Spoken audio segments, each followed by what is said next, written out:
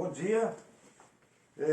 Dando continuidade, então, aos nossos estudos da mecânica, então, vamos lidar hoje, então, com o trabalho de uma força. Vocês podem acompanhar isso, então, lá no livro didático, né? Então, vocês têm lá, a partir da página 45 do livro didático 2. E vocês, então, qualquer dúvida que vocês tenham, vocês, por favor, usem, então, o nosso e-mail institucional, que está aí na tela. Né? Então, veja bem, vamos lidar com a história, então, de trabalho e energia.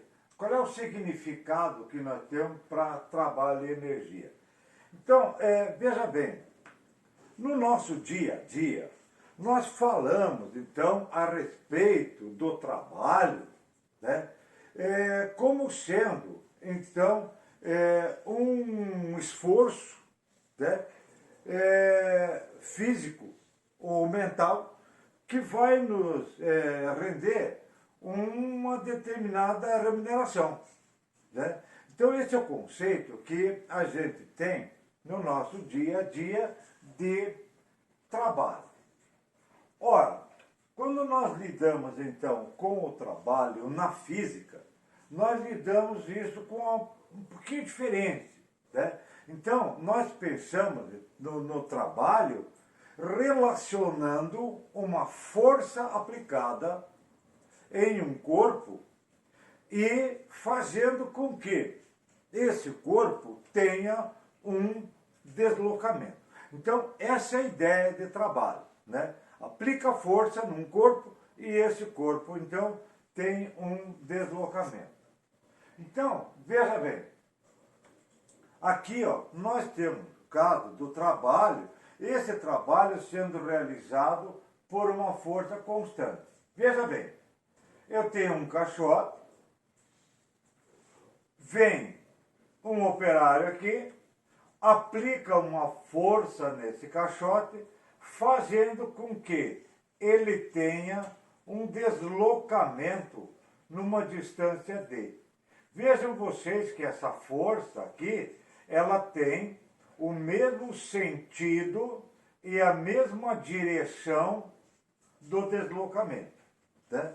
Então, isso é o trabalho de uma força constante e nós calculamos, então, dessa forma assim. Então, ó, o que ocorre? Nós temos, então, o trabalho, cujo símbolo é a letra grega tal, com um detalhe. O que acontece? Veja bem. A maioria dos livros, a maioria dos materiais didáticos utiliza essa letra tal. Ocorre que, de algum tempo para cá, vem sendo feito gradativamente uma substituição das letras gregas por as letras que são, né, então, a inicial da palavra em inglês. Ora, trabalho, em inglês, work. Então você vai ter em muitos livros já a letra tal substituída pelo W de work. Né? É importante a gente lidar com as unidades do sistema internacional. Então, veja bem, trabalho é uma força dada em newton. Deslocamento dada em metros.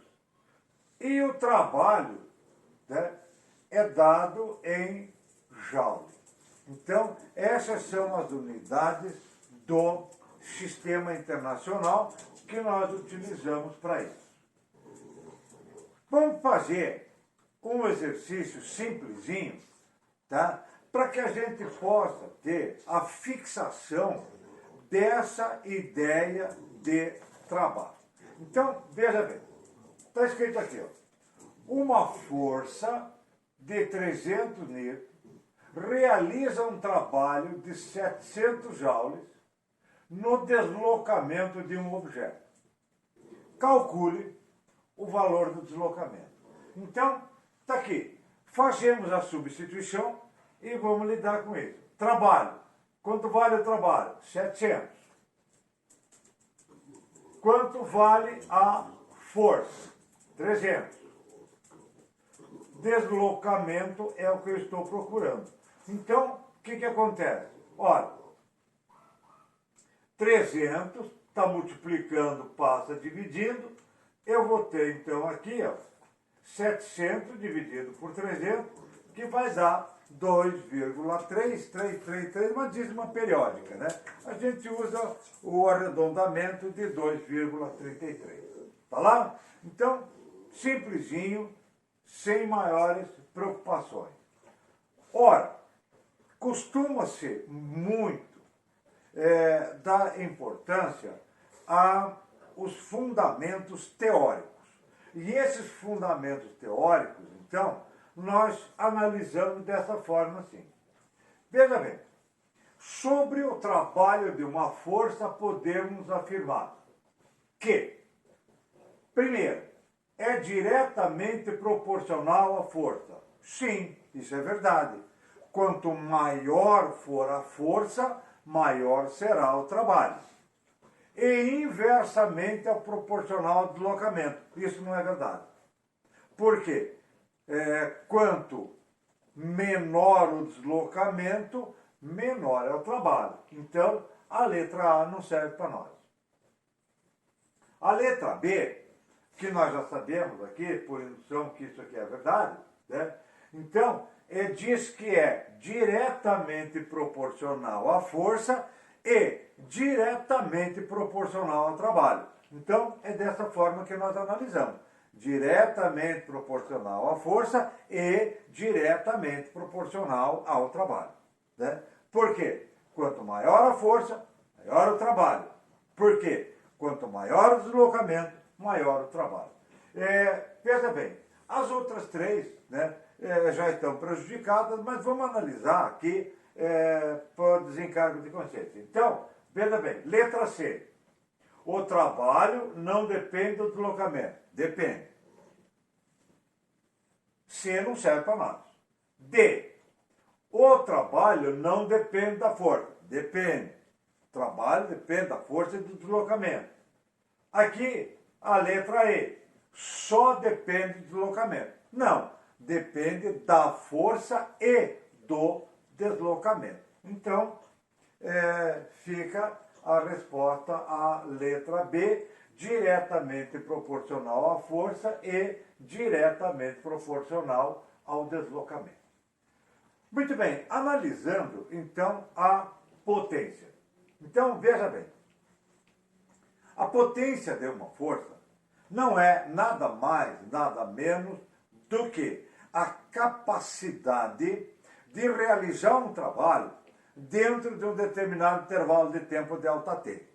Então, veja bem, aqui, ela tem, então, a nossa potência capacidade de realizar trabalho dentro de um intervalo de tempo Δt. Né? Então, você fazendo essa leitura dessa equação, você vai perceber também aqui uma proporcionalidade. Então, veja bem, quanto maior for o trabalho realizado, maior é a potência. Né? Claro, terá mais potência aquele motor ou aquele dispositivo que for capaz de realizar um maior trabalho. Ora, analisemos o fator tempo. O tempo é um divisor. Quanto maior for o tempo, menor será o resultado. E o resultado é a potência. Então, isso significa que a potência é inversamente proporcional ao tempo. Quanto mais tempo um corpo demora para realizar um trabalho, significa que a sua potência é menor. Mais tempo, menor potência. É importante também analisarmos aqui novamente as unidades do sistema internacional. Então, trabalho, nós já vimos anteriormente, a unidade é o joule. O tempo, nós já vimos anteriormente, a unidade é o segundo. A potência. Então, a potência é joule por segundo. Joule por segundo significa watt. Então, watt é a unidade de potência no sistema internacional. Então, veja bem, fazemos então aqui dois exercícios simples, exercício de fixação, para que a gente possa compreender a matematiquinha envolvida aqui, que por sinal, bastante simples. Vocês, acredito, que não terão nenhuma dificuldade, então, na resolução disso. Veja bem, aqui diz assim, uma força de 300 newtons realiza um trabalho de 800 joules em 10 segundos. Calcule a potência da força. Então, veja bem o que acontece aqui. Ora, o que é a potência? É o trabalho realizado dentro do intervalo de tempo. Trabalho. Quanto vale o trabalho? 800. Tempo. Quanto vale o tempo? 10 segundos. Então, 800 dividido por 10, 80. Ora, vocês vão imediatamente pensar numa coisa. Espera um pouquinho. Aí eu faço o que com o 300? Nada. O 300, ele não tem a menor importância, porque a potência não depende do valor numérico da força, mas depende do trabalho que essa força é capaz de realizar. Veja, então, que no nosso cálculo aqui, embora eu saiba o valor da força, esse valor não aparece na conta. Tá lá? Veja bem, o segundo aqui me diz que uma força realiza um trabalho de 100 joules, desenvolvendo uma potência de 20 watts. Calcule o intervalo de tempo para essa realização. Então, temos aqui, novamente, a mesma equação da potência. Potência é trabalho dividido pelo tempo. Fazendo as substituições. Potência, 20. Está aqui. Trabalho, 100. Está aqui. E eu procuro, então, o intervalo de tempo. Ora, tempo está dividindo, passa multiplicando. O 20 ficou multiplicando, vai passar dividindo. Então, eu vou ter 100 dividido por 20, que vai me dar um tempo, então, de 5 segundos para a realização desse trabalho. Tá lá? Simplesinho, então, essa forma de atuar. Veja bem, vamos fazer, então, um avant-premier aqui, um comecinho, uma ideia para vocês de como é que funcionam as energias. Então, nós temos que analisar 3 tipos de energia. A energia cinética, que é a energia devido ao movimento, e nós temos as energias potenciais. As energias potenciais, elas dependem, então, de um corpo em estado de movimento. E essas energias potenciais serão as energias gravitacional e a energia potencial elástica. Começamos, então, com a energia cinética. A energia cinética, cinese, movimento. Então a energia cinética, ela está ligada a um corpo em movimento. Né? Então essa é a energia que nós lidamos, a energia dos corpos em movimento. E essa energia, então, ela vai depender do quê? Da massa inercial, né? Da massa inercial, e vai depender da velocidade desenvolvida pelo corpo. Tá? Então, o cálculo da energia cinética nós fazemos assim: massa que multiplica a metade do quadrado da velocidade. Então, energia cinética, massa vezes velocidade ao quadrado dividido por 2. Novamente discutimos as unidades, e essas unidades, então, massa sempre, né? Nossa massa aqui é o nosso massa.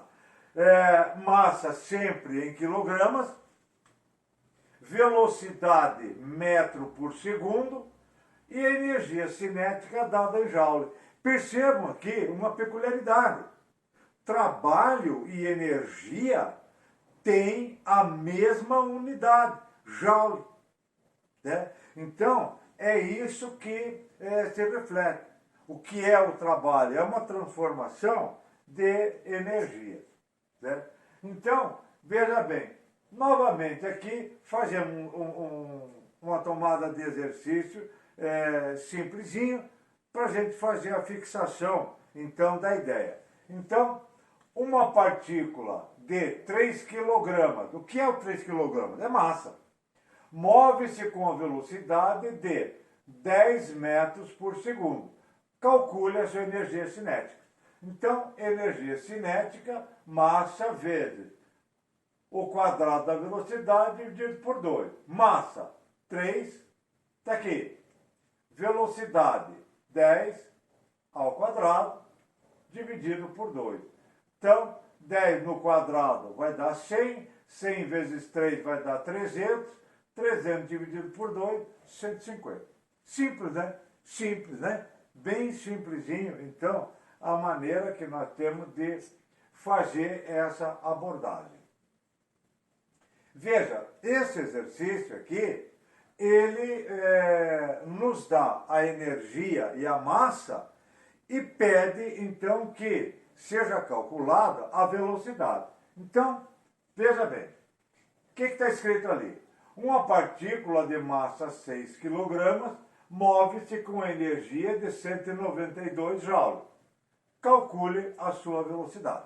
Então, ora, energia cinética, 192. Massa, 6. Então, 2 está dividindo, passa multiplicando, né? E aqui nós vamos, então, ter que V ao quadrado, né, vezes 6 é igual a esse aqui. 6. 6 está multiplicando, passa dividindo. Então, eu vou ter 384 dividido por 6, que dá 64. Aqui está ao quadrado, passa para o outro lado tirando raiz. Então, raiz de 64, 8 metros por segundo, que é a velocidade do corpo. Tá lá? Então, bastante simples o cálculo disso. Né? Nós não vamos ter preocupação. Lidamos, então, com a energia potencial gravitacional. A energia potencial gravitacional, ela acontece quando um peso se desloca na vertical.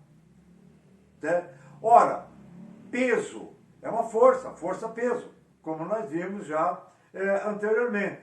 Né? Distância na vertical. Distância na vertical se chama altura. Então, veja bem, é um peso, olha aqui, ó, massa vezes gravidade. O que é massa vezes gravidade? Massa vezes gravidade é peso. O que é altura? A altura é a distância na vertical. Então, nós calculamos, força vezes distância. É o mesmo conceito de trabalho. Força, distância. Então, quando a gente faz esse cálculo, nós levamos em consideração o quê? Ó, essa consideração aqui é dada, então, através dessa análise. Olha aqui, vamos fazer esse nosso exercício, então, de fixação. Veja bem, um corpo de massa 4 kg encontra-se uma altura de 8 metros. Calcule a sua energia potencial gravitacional. Então, energia potencial gravitacional, massa 4. Está aqui. Aceleração da gravidade 10. Está aqui. Altura 8. Está aqui. Agora, fazendo esse produto aqui, nós vamos chegar, então, numa energia potencial gravitacional igual a 320 joules. Outro exercício também, analisando isso. Agora, o que eu quero calcular é a altura que isso vai ocorrer. Então, o que está escrito aqui? Uma pedra de 2 kg, o que é o 2 kg? É a massa. Está em uma altura onde a sua energia potencial é 300 joules. Calcule essa altura. Então, analisando a equação, energia potencial gravitacional, 300. Está aqui. Massa, 2 kg. Está aqui. Aceleração da gravidade, está aqui. 10. Falta, então, calcular a altura. Ora, 2 vezes 10, 20. Está multiplicando, passa dividindo. Então, eu tenho 300 dividido por 20, que vai me dar, então, 15 metros, que é essa altura. Ora, lidando com a energia potencial elástica, a energia potencial elástica é a energia contida em um corpo elástico. O que é um corpo elástico? Um corpo elástico é um corpo capaz de sofrer deformação. Essa deformação, ela tem que ser de dupla ação. Então, eu posso espichar esse corpo, aumentando o seu tamanho, como eu posso comprimir esse corpo, diminuindo o seu tamanho, né? Então, isso é a elasticidade do corpo. E vai depender de algumas características. Veja bem, ora, as características lá da lei de Hooke, K. O que é o K? K é a constante elástica da mola, que vocês não precisam se preocupar, porque esse valor é tabelado. Esse valor será sempre fornecido. Ou ele é fornecido todos os outros valores e você vai encontrar o valor da constante. Mas, via de regra, a constante é fornecida por uma tabela. O que é o X? O X, então, é a deformação. Essa deformação a gente chama elongação. Cuidem disso. Elongação não é só quando esse corpo elástico vai ficar mais longo. A elongação é o nome que se dá para a deformação, que pode ser para mais ou pode ser para menos. Embora pareça estranho você ter uma elongação num corpo e ele ficar mais curto. Mas isso é dessa forma que a gente chama. Então, o que é o X? O X é a elongação, a deformação do Sistema Internacional metro. O que é o K? O K é a constante elástica da mola, dada em newton por metro, e é um valor tabelado, sempre vocês vão receber. A energia potencial elástica. A energia potencial elástica é a energia contida em um corpo elástico e, como toda a energia, né, é dada em joule. Então, veja bem, para esse exercício, né, uma mola, que é um corpo elástico, uma mola de constante elástica K igual a 200 Nm por metro, está comprimida de 0,4 metros. Calcule a energia potencial elástica armazenada nessa mola. Então, esse exercício simples para a fixação vai ser dado assim. Ó, quero a energia potencial. K, 200. Está aqui, 200. X, deformação, 0,4 metros. 0,4 elevado ao quadrado dividido por 2. Né? Então aqui eu tenho 0,4 ao quadrado, dá 0,16, vezes 200 vai dar 32. Né? Então 32 dividido por 2 vai dar 16. Então, dessa forma, aqui, então 16 joules é a energia armazenada na mola. Muito bem, agora o que acontece? Pede-se que a gente determine quanto vale a energia, a deformação dessa bola para essa constante elástica. Então, vejam bem, eu quero descobrir quanto é a constante elástica de uma mola, né, que armazena 200 joules quando ela sofre uma elongação de 0,5. Veja, está falando de elongação, não está dizendo que ela aumentou nem que ela diminuiu. A elongação é elongação, não importa qual é o sentido. Então, veja bem, analisando a equação e os valores apresentados no enunciado. Energia potencial elástica, dos 2.000 joules. Está aqui, 2.000. Constante elástica, é o que eu estou procurando. Deformação, 0,5 metros. 0,5 metros. Então, 2 está dividindo, passa multiplicando. Então, eu vou ter 2 vezes 2.000, que dá 4.000. 0,5 ao quadrado é 0,25. Está multiplicando, passa dividindo. Então, eu vou ter uma constante elástica de 16.000 Nm por metro. Qual é o significado disso? Para uma mola de constante elástica de 16.000, sempre que eu tiver uma deformação de 0,5 metros, essa mola vai armazenar, então, uma energia de 2.000 joules. Veja bem, esse conceito, né, vocês têm, desde lá da química já, como é que funciona, né, a conservação da energia. O Lavoisier, velho, conhecido nosso, né, já disse isso, que nada se cria e nada se perde, tudo se transforma. E isso vale para a energia. Você não pode criar energia do nada. E você também não pode destruir energia.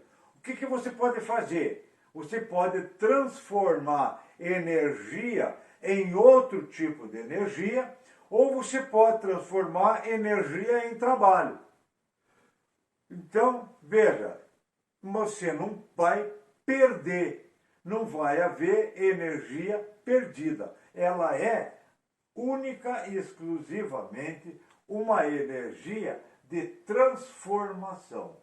Né? Então, é isso que nós fazemos nessa conservação. Veja bem, olha o que acontece nessa transformação. Olha aqui, ó. Eu tenho um corpo que está numa altura de 5 metros. Um corpo numa altura de 5 metros, 5 metros, altura vertical. Então, na vertical, ele tem energia gravitacional.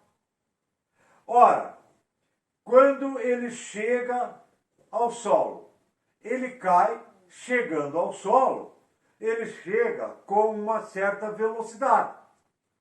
Chega com uma certa velocidade. Ora, o que ocorre nessa situação? À medida que ele vai caindo, ele vai perdendo altura. Portanto, ele vai perdendo energia gravitacional. À medida que ele vai saindo, ele vai ganhando velocidade. Portanto, ele vai ganhando energia cinética. Então, veja bem, o que nós estamos fazendo aqui é transformar a energia potencial gravitacional em energia cinética. Veja bem uma coisa, quando você faz esse igualamento, massa, corta esse com esse. Então, veja bem, a massa não importa. Então, se você derrubar de uma certa altura, nesse caso aqui 5 metros, uma bolinha de gude ou uma bala de canhão, a velocidade com que eles vão chegar lá embaixo é igual. Todos os corpos caem ao mesmo tempo, né? Com a mesma velocidade. Isso, então, já nos ensinou o Galileu. Então, agora, fazendo as substituições, né? Fazendo as substituições aqui. Massa cancela, aceleração da gravidade 10, altura 5, né? E aqui, como eu cortei a massa, fiquei com a velocidade ao quadrado dividido por 2. Então, o que vai ficar? Aqui eu tenho 10 vezes 5 vai dar 50, vezes 2 dá 100. Aqui eu tenho v ao quadrado, passa para o lado raiz quadrada de 100 igual a 10. Pronto, resolvido então o nosso problema. Um corpo, não importa a massa, qualquer corpo que for solto numa altura de 5 metros, vai chegar no solo com a velocidade de 10 metros por segundo. Aqui nós temos o contrário. Aqui você tem uma bolinha e joga a bolinha para cima. Então veja bem, à medida que ela vai subindo, o que vai acontecendo com a velocidade? A velocidade vai diminuindo. Então ela vai perdendo velocidade e ganhando altura. Ou seja, se ela vai perdendo velocidade, ela vai perdendo energia cinética. Ao ganhar altura, ela vai ganhar energia potencial gravitacional. Então, veja bem, aqui ó, altura 7,2 metros e nós queremos saber agora a velocidade inicial, a velocidade com que ela saiu. Ora, veja aqui, novamente, ó, nessa situação, a massa não importa. Então, se você jogar uma bolinha de gude ou jogar um scanner carregado de tijolo para cima, é a mesma coisa. Né? Fisicamente, gente, por incrível que pareça, vai ter exatamente o mesmo movimento, exatamente igual. Então, aqui as massas, elas são simplificadas. As massas, nós cortamos, corta a massa e a massa. Então, eu fico com v ao quadrado sobre 2. Eu fico aqui com a aceleração da gravidade. Ora, veja, foi dada a aceleração da gravidade? Não. Se não foi dado, usa 10. Então, a gravidade, ela sempre funciona assim, tá? Você usa o valor que aparecer no enunciado. Se no enunciado não tiver dito nada, usa 10. É o caso que nós temos aqui. Como a gravidade não foi citada, nós utilizamos 10. Altura, 7,2. Então, é dessa forma que nós vamos lidar. Né? Então, aqui, ó, 7,2 vezes 10 vai dar 72. 2 está dividindo, passa multiplicando. Então, eu tenho raiz quadrada de 144.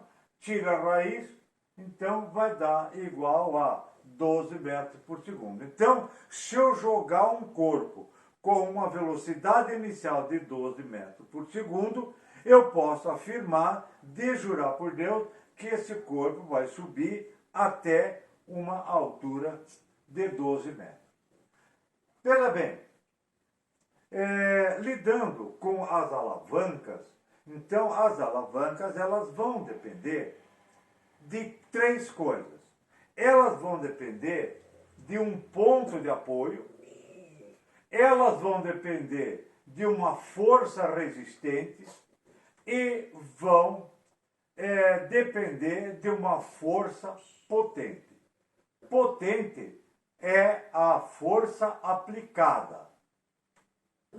Fulcro é o apoio. E a força resistente é o corpo que eu devo movimentar. Certo? Então, veja bem, as condições de equilíbrio, ela vai ser dada sempre pela relação entre a força aplicada e o braço. O que é o braço? Braço é a distância da força até o fulcro, ou seja, até o ponto de apoio. Certo? Então é dessa forma que nós lidamos. Veja bem, como é que isso funciona? Então, bem simplesinho, né? Então, olha aqui, ó. Eu tenho um ponto de apoio, eu tenho uma força resistente de 20 N, eu quero aplicar uma força P a uma distância, o dobro dessa distância. Então, aqui é 2x e aqui é x. Então, veja bem, peso vezes distância. Quanto vale a distância? 2x. É igual a força resistente, 20, vezes a distância, x. Então, eu vou ter aqui, né, 20 vezes x. Ora, x corta com x. 20 dividido por 2, 10. Então, veja bem, se eu estou aplicando uma força no dobro da distância, eu vou ter aqui, então, sempre a metade do valor numérico.